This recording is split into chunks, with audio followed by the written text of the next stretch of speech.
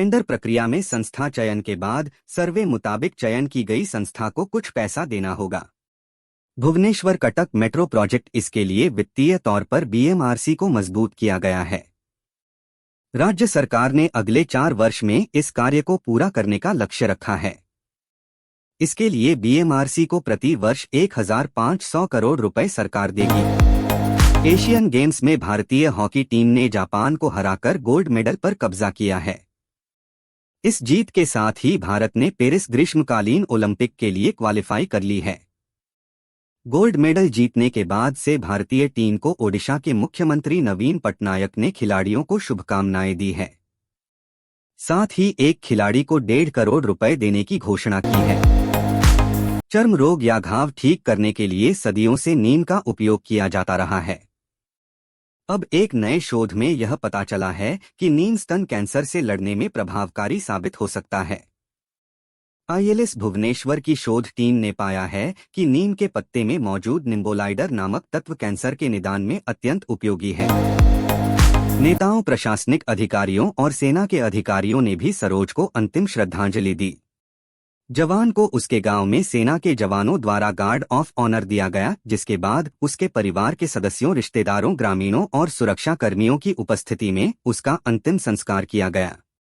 इससे पहले दोपहर में जब उनका पार्थिव शरीर भुवनेश्वर अंतर्राष्ट्रीय हवाई अड्डे पर पहुंचा, तब मुख्यमंत्री सहित तमाम लोगों ने श्रद्धांजलि अर्पित की। सदियों पुरानी परंपरा को गलत साबित करते हुए ओडिशा के नबरंगपुर जिले में एक युवा लड़की ने अपने पिता की चिता को अग्नि दी और उनके अंतिम संस्कार के दौरान सभी अनुष्ठान किए।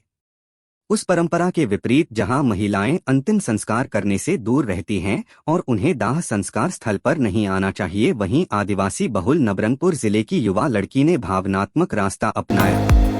ओडिशा पुलिस डीजी सुनील बंसल ने कहा है कि नक्सल प्रभावित क्षेत्र में लैंड माइन विस्फोट के कारण कई जीवन जा रहे हैं।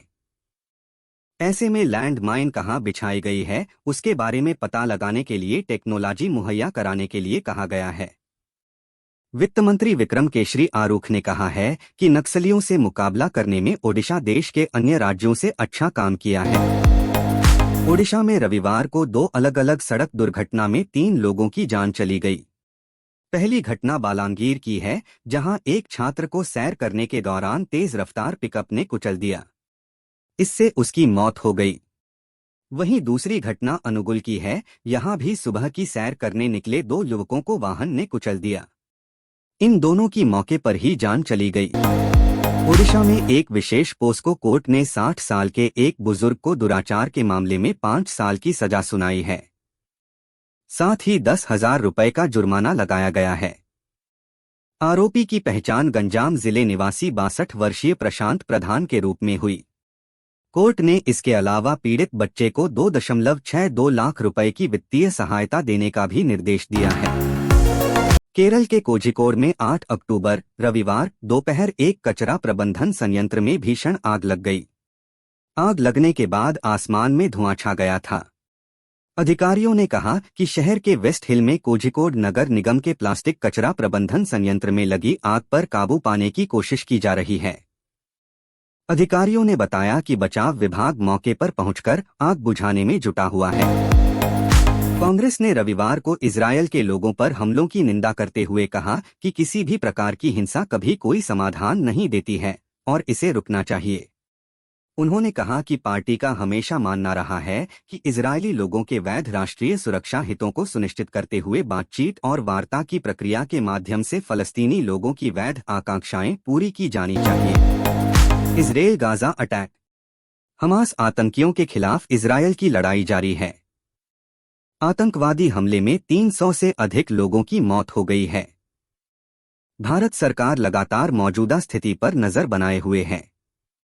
इजरायल पर हमास आतंकवादियों के हमले पर विदेश राज्य मंत्री मीनाक्षी लेखी ने कहा कि मुझे कल रात कई मैसेज मिले और पूरी रात हम काम कर रहे थे। पीएम स्थिति की निगरानी कर रहे हैं। कर्नाटक के मुख्यमंत्री सिद्धरमैया ने शनिवार को अनेकल शहर में पटाखे की दुकान में लगी आगे में 14 लोगों की मौत के बाद रविवार को दुर्घटना स्थल का दौरा किया। उन्होंने कहा कि दुकान का लाइसेंस हाल ही में नवीनीकृत किया गया था। दुकान में कोई अग्निशामक यंत्र भी नहीं मिला। यह पूरी तरह से दुकान के मालिक की लापरवाही है, इसलिए मैं घटना की जांच सीआईडी को दे रहा हूं। सिक्किम में बादल फटने से तीस्ता नदी में अचानक आई बाढ़ के बाद राहत और बचाव कार्य जारी है। आईटीबीपी ने उत्तरी सिक्किम में राहत और बचाव कार्य के दौरान 56 लोगों को बचाया है। इसके अलावा अन्य लापता लोगों की तलाश जारी है। आईटीबीपी ने बताया कि राहत और बचाव कार्य के दौरान जिन 56 लोगों को बचाया गया है, उनमें 52 पुरुष और 4 महिलाएं शामिल हैं। रक्षा मंत्री राजनाथ सिंह 09 से 12 अक्टूबर तक इटली और फ्रांस की यात्रा पर जाने वाले हैं। रक्षा मंत्रालय की एक विज्ञप्ति में रविवार को कहा गया कि अपनी 2 देशों की यात्रा के पहले चरण के दौरान उनका रोम में इतालवी रक्षा मंत्री गुइडो क्रिसेटो से मुलाकात करेंगे। केंद्रीय मंत्री औद्योगिक सहयोग के संभावित अवसरों पर भी चर्चा करने वाले हैं। तवांग मठ के मठाधीश ने कहा कि हम भारत, चीन या तिब्बत में रहने वाले लोगों की समस्याओं को युद्ध से हल नहीं कर सकते। हम शांतिपूर्ण तरीके से चर्चा करके ही समाधान निकाल सकते हैं। इसके लिए हमें हर समस्या पर चर्चा करनी होगी, वास्तविकता का पता लगाना होगा और चर्चा करनी होगी। उन्होंने कहा कि तिब्बत में कोई धार्मिक स्वतंत्रता नहीं है। कर्नाटक की राजधानी बेंगलुरु के अट्टीबेले में शनिवार को एक पटाखे की दुकान में आग लगने से 14 लोगों की मौत हो गई। इस घटना पर मुख्यमंत्री सिद्धरमैया ने शोक व्यक्त किया है। उन्होंने कहा कि कर्नाटक से आग लगने की खबर सामने आ रही है। यह हादसा कर्नाटक के मांड्या में हुई है। यह आग मांड्या के मनमुल डेयरी में लगी है। इस हादसे के बाद मौके पर दमकल की कई गाड़ियां मौजूद हैं। इस हादसे में अभी तक किसी के हताहत होने की सूचना नहीं है। दमकल कर्मचारी इस आग पर काबू पाने की कोशिश कर रहे हैं। भारतीय वायुसेना दिवस के मौके पर पीएम मोदी ने वायु सैनिकों और उनके परिवार को शुभकामनाएं दी है। उत्तर प्रदेश के प्रयागराज में बमरौली वायु सेना केंद्र में शानदार परेड का आयोजन किया गया है। इस समय प्रयागराज में वायु सेना का एयर शो चल रहा है। इस उपलक्ष्य पर पीएम मोदी ने सोशल मीडिया प्लेटफॉर्म एक्स के जरिए अपनी शुभकामनाएं देते हुए एक वीडियो साझा किया है। Sikkim flash floods. भारतीय सेना ने शनिवार को कहा कि हाल ही में सिक्किम में आई बाढ़ में शेष 14 लापता सैनिकों और अन्य नागरिकों का पता लगाने और उन्हें बचाने के लिए खोज और बचाव प्रयास जारी हैं। भारतीय सेना ने भी हाल ही में सिक्किम में बादल फटने से आई बाढ़ में 8 जवानों की मौत पर शोक व्यक्त किया।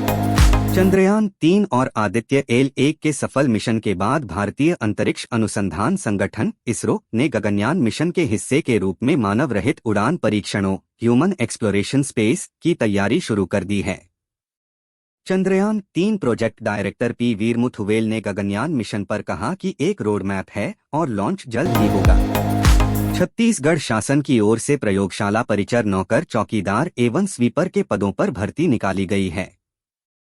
इस भर्ती में शामिल होने के लिए उम्मीदवार 12 अक्टूबर 2023 से ऑनलाइन माध्यम से आवेदन प्रक्रिया पूर्ण कर सकेंगे। भर्ती के लिए विस्तृत नोटिफिकेशन अगले 1 या 2 दिन में जारी किया जा सकता है। चेन्नई के एमए चिदम्बरम क्रिकेट स्टेडियम में रविंद्र जडेजा का जादू सिर चढ़कर बोल रहा है। जडेजा की घूमती गेंदों ने कंगारू बल्लेबाजों का जीना हराम कर रखा है। जड्डू ने 2 ओवर के अंदर ही मैच की कहानी को पूरी तरह से पलटकर रख दिया है। जडेजा के हाथ से निकली ड्रीम बॉल को देखकर स्टीव स्मिथ का सिर चकरा गया और कंगारू बल्लेबाज क्लीन बॉल्ड हुआ। वनडे वर्ल्ड कप 2023 के 5वें मैच में मेजबान भारत और ऑस्ट्रेलिया आमने सामने हैं। ऑस्ट्रेलियाई कप्तान पैट कमिंस ने टॉस जीतकर बल्लेबाजी का फैसला किया। जसप्रीत बुमराह ने तीसरे ओवर की दूसरी गेंद पर भारत को पहली सफलता दिलाई।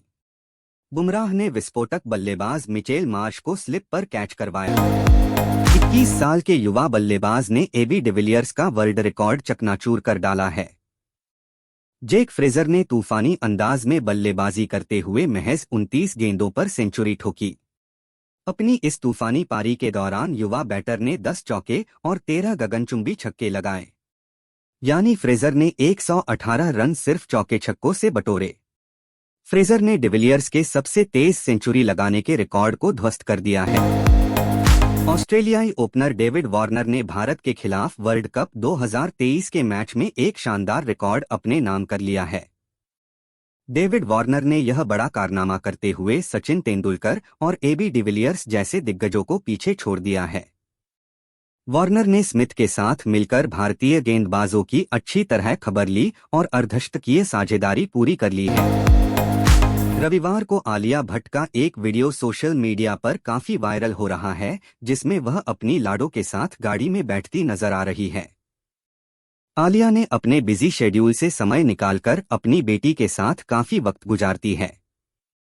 ऐसे में संडे को दोनों मां बेटी आउटिंग पर निकली। टीवी एक्ट्रेस से फैशनिस्टा बनी उर्फी जावेद ने अपने अनोखे ड्रेसिंग सेंस से ये साबित किया है कि वह कितनी टैलेंटेड हैं। उन्होंने अब तक ऐसी ऐसी चीजों की ड्रेस बनाकर पहनी है जिसके बारे में लोग सोच भी नहीं सकते हैं। अब उर्फी ने सिगरेट से मजेदार ड्रेस बनाई है। आइए आपको दिखाते हैं उनका वीडियो। फलस्तीन और इसराइल के बीच का माहौल अभी गरमाया हुआ है। इस बीच एक्ट्रेस नुसरत भरूचा भी इजराइल में फंस गई थीं, लेकिन अब वह सही सलामत मुंबई लौट आई हैं। इसके अलावा कंगना रनौत की आने वाली मोस्ट अवेटेड फिल्म तेजस का ट्रेलर भी आज रिलीज कर दिया गया है, जिसमें एक्ट्रेस का दमदार लुक देखने को मिल रहा है। फैंस को सलमान खान से जुड़ी किसी बात का इंतजार हो या न हो, लेकिन उनकी शादी कब होगी इसका इंतजार हमेशा रहता है। इस बीच भाईजान ने अपने प्यार के साथ एक फोटो शेयर की है, जिसे देखने के बाद इनकी शादी की कयासबाजी शुरू हो गई है। इस तस्वीर ने फैंस में खलबली मचा दी है। नुसरत भरूचा के परिवार और फैंस के लिए एक राहत भरी खबर सामने आई है। एक्ट्रेस अपने देश वापस लौट आई हैं। समाचार एजेंसी एनी ने सोशल मीडिया पर एक्ट्रेस का वीडियो शेयर किया है, जिसमें वह अपने बॉडीगार्ड के साथ मुंबई एयरपोर्ट पर नजर आई। बता दें कि नुसरत हाइफी फिल्म फेस्टिवल में भाग लेने के लिए इजराइल गई थी।